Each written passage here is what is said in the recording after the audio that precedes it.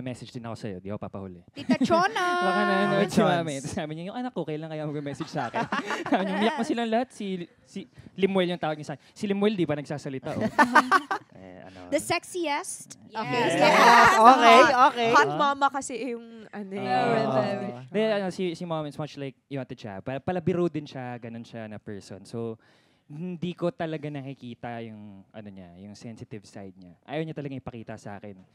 Nabibilang ko lang sa isang kamay kung ilang beses ko siyang nakitang lugmok or like she's sad, ganun. And I know right now na you're going through some things and kami ng mom ko kasi hindi kami expressive eh.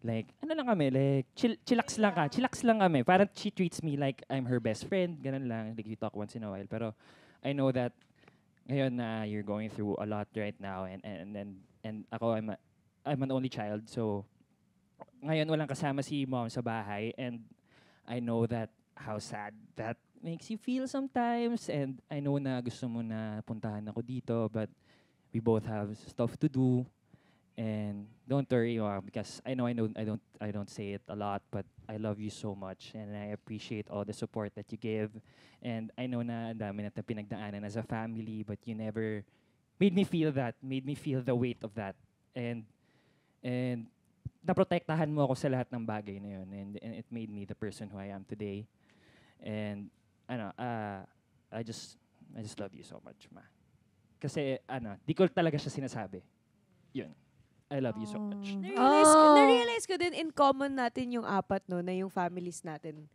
Are away. Lahat. Yung parents ko nasa Qatar. Siya Dubai. Siya Dubai. Ako Zamboanga. Davao. So, I belong here pala. Nasa Japan naman yung lahat. Lahat tayo! Yes, lahat tayo!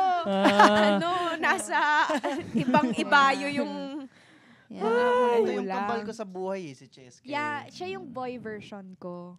Yung mga pinagdaanan namin is almost Isa lang ang the ibig same. sabihin nito, guys. Sana umasenso ng Pilipinas ng bonggang-bongga. Lahat tayo. Correct! Lahat tayo umangat. Tama.